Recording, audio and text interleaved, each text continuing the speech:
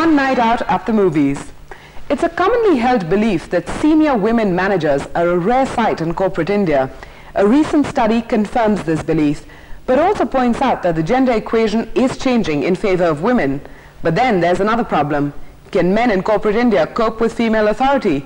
Well, as Darius Tarapurvala in Bangalore reports, some men are really trying.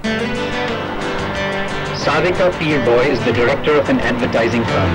She is one of a growing breed of women executives who are entering the ever-expanding workforce in India, and this despite the gender prejudices that have prevailed in Indian corporate society.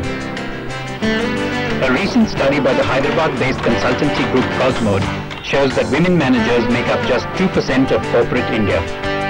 And senior women executives interviewed for the study believe that women comprise only 0.5% of senior management positions. Even though Sadhika has not encountered any serious problems with her male employees, she recognizes that serious gender problems could emerge. I guess most women would come up against the male ego now and again in the course of their careers. And this is becoming a very competitive world. And a male would feel, I guess, a little hesitant in reporting to a female boss, especially if she happens to be younger than him. With the dejected male brigade reaching alarming numbers, Dr. Ravi Kumar, a professor of organizational behavior in the Indian Institute of Management in Bangalore, decided to tackle the problem head-on. Early this year, he devised a special study on gender sensitization as part of his organizational course for working managers and students. A fair number of my students, they quoted the inability to get along with a lady boss is one of the primary reasons for them to switch over the job. So I said, why can't we make an attempt to equip students when they're on campus to deal with this problem, because they have to live with this problem. The students were split into teams. Each team, of course, had a female boss.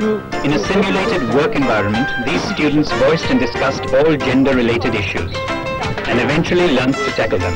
It helps to change attitudes. It helps to build up empathy. It helps you to realize that, the ground realities are that you will have to work with ladies. It's that you just forget the gender at that point of time. You just work like a team.